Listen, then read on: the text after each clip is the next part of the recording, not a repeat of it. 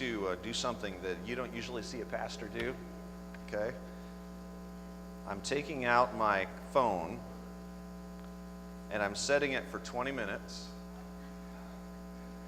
and I'm turning it on and I'm walking back to the platform, okay? Now we got 20 minutes to look at Hebrews chapter 2. And the reason we have 20 minutes is not because we can cover it all in 20 minutes, but because I want us to give a chance to talk about what God's been saying to us lately. And part of the building a community is what is God saying to us lately. And Marcia and I have been very grateful to live a very blessed life, and we are very thankful for being able to be here and walk alongside of you and the folks at First Alliance Church. And so thank you for trusting God and for letting us walk together a little bit. I hope today that you've gotten some better insight into the people that you worship with every Sunday. I mean, you come and you sit down next to these folks every Sunday. And I hope that you've heard stories about their lives, that you've gotten to know a little bit more about the people that sit around you every day. You're valuable to each other, and you're valuable to me. One of the things I notice as I look around is that suffering is part of the human condition. Suffering is part of the human condition. Some of us suffer silently, some suffer physically, and some just let everybody know. And I'm not sure which you are today, but suffering and struggles come to the rich and the poor alike. We all have struggles and suffering. It doesn't matter where you live, it doesn't matter what country you're from. Every person in the world has struggles. Every person in the world has suffering. You know, suffering was never part of God's original plan. In the Garden of Eden, Adam and Eve didn't suffer. In the Garden of Eden, Adam and Eve lived in this utopia. It was a utopia of perfection. It was like maybe you imagined when you were a child, where you lived in this perfect place with the perfect boundaries, a magic fence, if you will. Maybe a white picket fence. Maybe it was in the city where it was near a garden, or in the city where it was near a park. But if you imagine the perfect place, a beautiful place where everything was in harmony, where work had meaning and relationships didn't have a downside, and you found your soul's rest. That's what I imagined the garden was before sin entered. It was a place of marvel and mystery and joy and delight. And that's what we were created for. But then it all fell apart. Work became toil, relationships became complicated, stress increased, happiness got harder and harder to find. Sin does that. Sin promises you the perfect meal, and it wafts the odor, the aroma straight across. When you walked in, you smelled this aroma, didn't you? Oh, it was good. It was that French toast, which Becky Brown and Robin Hallett made, and that Becca and Susan put together early this morning, and Bob was here setting up tables. Oh, I'm so thankful for you guys working together. It's good. But sin offers us this meal, this promise, whatever your favorite meal is, and when it serves it to you, it smells so good, but when you taste it, it's like it's cardboard. Like it's just not what you dreamt it was going to end up being. Breakfast was far better than that, that's right. But sin promises us the world. But so often it delivers frustration and struggle. You know, it's interesting sometimes that suffering gets our attention, that God seems to speak through pain in ways that open our ears to listening. Suffering reminds us of our mortality. It reminds us that this world is going to come to an end for us someday. And we need to be thoughtful. Suffering is a time where God seems to speak through pain and trouble in ways that our ears would never hear otherwise. And into this suffering, into this trial and struggle that we all go through came Jesus. And let's turn, if you have a Bible, turn to Hebrews chapter 2. We're going to read verses 5 down through 18. And I want you to think in terms of suffering. And then hear how Jesus came into suffering. He came in because he wanted us to know God. He came in so that he could show us God's love in a personal way. He came in so that he could understand humanity's struggles in a very present way, because he was going to conquer death. And when he conquered death, it wasn't just going to be like winning the Super Bowl. It was going to be conquering, like dominating a foe in a foreign field. And that's what he does eventually with suffering. So let's start with verse 5. I'm reading in the New International Version. Now we have to understand that when it came out of chapter 1, the opening part of chapter 1 is Jesus is the awesome last voice of God to our world. That Jesus is the final voice. And then the second part of chapter 1, we talked about how Jesus is not comparable to the angels. I mean, angels are big and scary and awesome, but Jesus is so incredible that even the angels are kind of boring. Okay, that's kind of crazy, but that's how big and awesome and superior Jesus is. And in chapter 2, last week, we talked about be careful you don't drift. Drifting is just sort of sliding away. Be careful you don't slide away, but stay focused on Jesus. Pursue him. Pursue him, because the cost of drifting is higher than the price of pursuing. And this week we're in chapter 2, verse 5. It is not the angels that he subjected the world to come, about which we're speaking. But there's a place somewhere where someone has testified, and this is back to the Old Testament. What is man that you are mindful of him, the Son of Man, that you care for him? You made him a little lower than the angels. You crowned him with glory and honor and put everything under his feet. In putting everything under him, God left nothing that is not subject to him. Yet at present we do not see everything subject to him, but we see Jesus, who was made a little lower than the angels, now crowned with glory and honor because he suffered death, so that by the grace of God he might taste death for everyone. In that first section, what we see is that Jesus was made a little lower than the angels. It doesn't mean he just became human and gave up his divinity. It means that he came a little lower in position for a little while for a specific purpose. And we see that in verse 10. Who was made low, verse 9, who was made a little lower than the angels, now crowned with glory and honor because he suffered death, so that by the grace of God he might test death for everyone. Jesus became a little lower than the angels, became human, so that he could experience life and die. Now that blows my mind how it all works. But it's a phenomenal thought.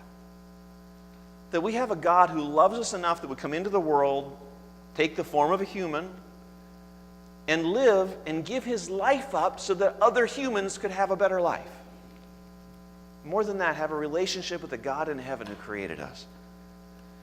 For a little while, he was made a little lower than the angels. Philippians 2 tells us that he gave up and he became a servant. Jesus did that out of love for us. Jesus saw our suffering. He saw our collapsed lungs. That's what I've had. He saw our high blood pressure. He saw our sciatic nerves. He saw our being away from family for years. He saw our cancers. And he cared about our suffering. And he cares about us today, and that's why he became human. Picking up in verse 10. Now, in bringing many sons to glory through this process, it was fitting, in bringing many sons to glory, it was fitting for whom and through that God, I get ahead of myself, forgive me. Larry, you just have to stand up and say, stop. Verse 10, in bringing many sons to glory, it was fitting that God, for whom and through whom everything exists, should make the author of their salvation perfect through suffering. Now, when you see perfect there, you shouldn't think perfect imperfect. You should think perfect as in complete mature, having experienced something that gave you a rounder perspective. I mean, the art of getting older and maturing isn't that you're always learning new stuff. It's that you start understanding how the stuff you learned before fit together. And you don't make as many mistakes as you did last time. So when it says that he should make the authors of their salvation perfect, he's not saying that Jesus was imperfect and he had to become perfect. But he's saying that the experience developed something in Jesus as an awareness that was valuable. So the author of their salvation would be made perfect through suffering. Both the one who makes men holy and those who are made holy are of the same family. So Jesus is not ashamed to call them brothers. Boy, in there I see community. I see that Jesus has called us to be part of a community of brothers and sisters in Christ who love and pray for and serve and suffer alongside of each other. He says in verse 12, I will declare your name to my brothers in the presence of the congregation. I will sing your praises. And again, I will put my trust in him. And again, he says, here I am, and the children God has given me. And all three of those verses are verses that refer to Jesus coming as Messiah. Now, you can't really see it from the snippet, but if you go back and look in the Septuagint where the author perfectly pulled these, you'll see they're all references that Jesus was coming as the promised anointed one. The author is building a case for his hearers that Jesus is something. And Jesus didn't just come and pretend to be a man. He came as God in flesh. And he took on the nature of humanity so that he could die for humanity. Verse 14. Since the children have flesh and blood, he too shared in their humanity, so that by his death he might destroy him who holds the power of death, that is the devil, and free those who all their lives were held in slavery by their fear of death. For it is surely not the angels he helps, but Abraham's descendants. See, this is really important. Jesus didn't come to help angels. He didn't come to help celestial beings. He didn't come to help demons. He came to help people. Jesus came, became a man, suffered all the things he went through, the rejection of men, the crucifixion, all that. He came to help people. People like you, people like me. People like other people that don't even do our church, that don't do church at all. Jesus came for people. He doesn't help angels, he helps people. Let's keep going there. For surely it is not the angels he helps, but Abraham's descendants. For this reason he had to be made like his brothers in every way, in order that he might become a merciful and faithful high priest in service to God, and that he might make atonement for the sins of the people, because he himself suffered when he was tempted. He is able to help those who are being tempted.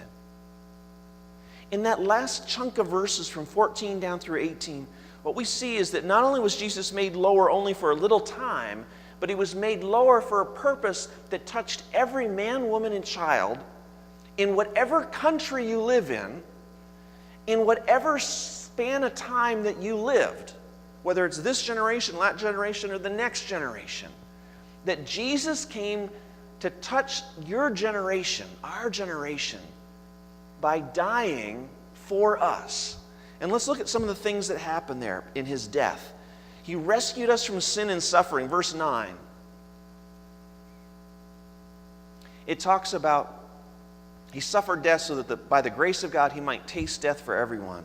By the grace of God, Jesus tasted death for you and for me. He tasted death for you so that we didn't have to. So that the physical death we die is that's it. But we have a spiritual life. And we're all going to die. And it's not a question of if, it's a question of when. Jesus tasted death, physical death, so that he could pay for our spiritual life. Verse 14, it says that by sharing, look what it says in verse 14, since the children have flesh and blood, he too shared in their humanity, so that by his death he might destroy him who holds the power of death. By sharing in our humanity, Jesus' death destroyed two things. It destroyed the devil, the power of the devil.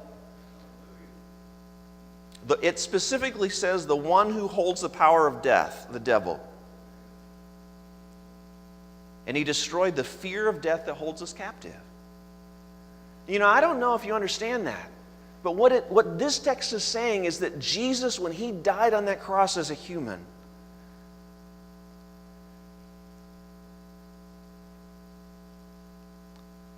so that by his death he might destroy him who holds the power of death, that is the devil. That the devil cannot hold you in his power. He cannot.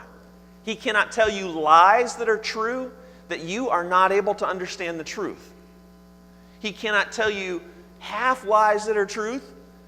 You have the power of God in you as a child of God, that you can spot the devil's lies.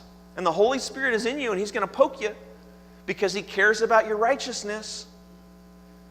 But he destroyed he who is the power of death, the devil, and to free those who all their lives were held slavery by their fear of death. Who's not afraid to die? I am afraid to die. Okay, I don't mind being dead, but the whole process of death is scary to me. Okay, I know where I'm going. I'm not nervous about that part. I'm afraid of the getting there part. But I think there are a lot of people out there, and maybe even some people here, that they don't know the getting there part. And so it's not just that they're afraid of the death process, they're afraid of the what's on the other side question. See, Jesus, when he died a human death, as God came and did whatever he did there, he not only destroyed the devil, but he also freed those who all their lives were held slavery by their fear of death. And that includes suffering. Because suffering is part of the devil's his tool to paint a picture that God doesn't care about you. Suffering is one of the tools the devil uses to paint a picture to you that God doesn't care about you. The truth is that Jesus came because he cares eternally about you. He cares about the heartache you have. He cares about your suffering. Then if we look at verse 18, it says, because he himself suffered when he was tempted, he is able to help those who are being tempted. Temptation is suffering. If you've ever been tempted, if you've ever been tempted, you know the suffering that goes along with it. You're suffering if you say no. You're suffering if you say yes. You're doomed either way. Jesus came and experienced temptation so that he could understand with us what it means to be suffering in temptation. But he never gave in. He never had that sin gene because he was perfect. And then in verse 17, where it talks about how for this reason he had to be made like his brothers in every way, so that in order that he might become a merciful and faithful high priest, that everything we see in religion is connected to how God created the world. See, inside of every one of us is a sense of wonder and mystery that we can't explain. But we do it anyway. Sometimes we explain it with human potential. Sometimes we explain it with lots and lots of gods. Sometimes we explain it by finding the mantra of peace. We're all wired because God has put inside of us eternity. And part of that picture with eternity is that Jesus came so that he could go to heaven and not only die for our sin, but advocate for our holiness and advocate for the relationship that he wants us to have with God in heaven as our high priest. When it comes to suffering, the only real question is, what are we going to do? The only real question is, how does sin ravage you? Because Jesus came, God came to earth out of love for you. And he experienced all of humanity, and he gave his life up on the cross out of love for us. And he didn't just come alive and go to Disney. He came alive and he went to heaven where he intercedes on our behalf today. He is there right now interceding for you with your struggles, with your suffering, with your trials, with your heartache. He is there praying to God on your behalf.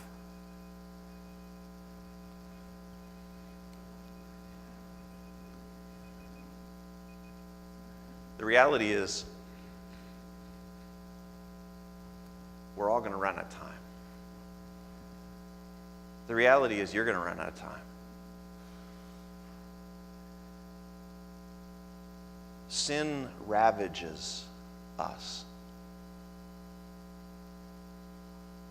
And it doesn't just ravage people outside the church, it ravages people inside the church. You know, over this last week, there were lots of people who participated in the Women's March. And I'm not here to say pro or against. That's not kind of where I'm going with this.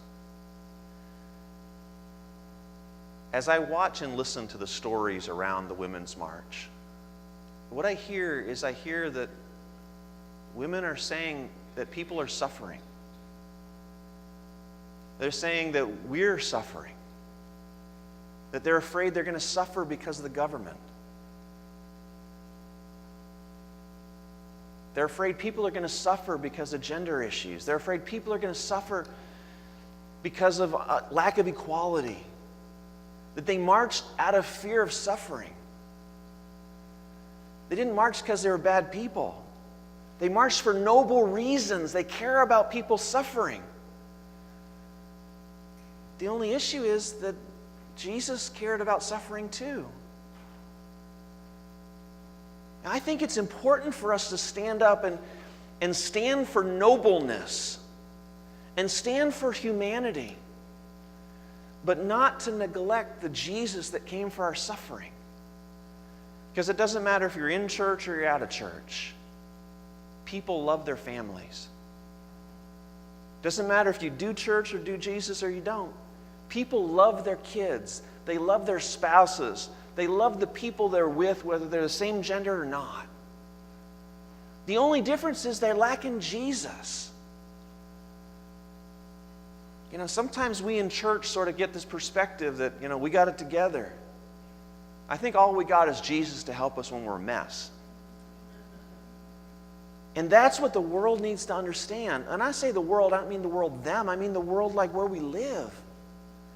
And that's the beauty of Hebrews. It tells a story that Jesus came because he saw the suffering of the world. And he came because he loved us. And he knew that we were broken. And broken people try to find the best way they can to make themselves happy. You do it. I do it. Sometimes I don't even think about Jesus looking for happiness. And I have a feeling that you do too. But that's why our community of faith is so important. Because we need reminders. And we need grace. We need somebody to pick us up and dust us off when we blow it. And to remind each other that, you know, we trust God together. And that Jesus died for our sin too. How are you suffering today? How are you suffering? Will you believe that Jesus is here to care for you in your suffering? How are you suffering today? Will you believe that Jesus is here to care for you in your suffering? That's the heart of this message. Jesus cares for you in your suffering. And either you can embrace him or you can hold him at arm's length. His love for you is the same. But how you experience it can be totally different. Let's pray. Lord Jesus, we are desperate for your help.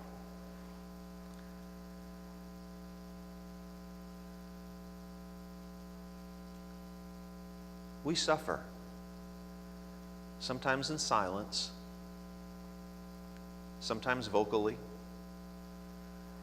Some of us suffer emotionally, some of us suffer physically, some of us suffer with fear, some of us suffer with failure and doubts, but we suffer.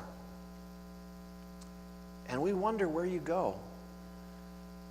And we feel kind of alone. Or today I thank you for this passage that tells a description of how you came into the world and how you're going to one day make it right. But today, you want to walk with us in our struggles and our temptation. But I don't know where my brothers and sisters are here, or if they're watching, or quite what God has been letting you go through lately. But will you believe with me that Jesus is walking with you in that hardship?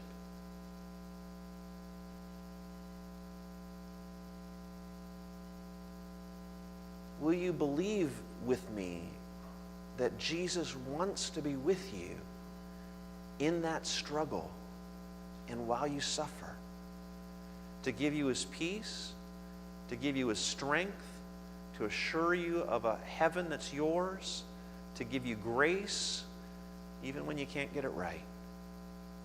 Because that's the God we know.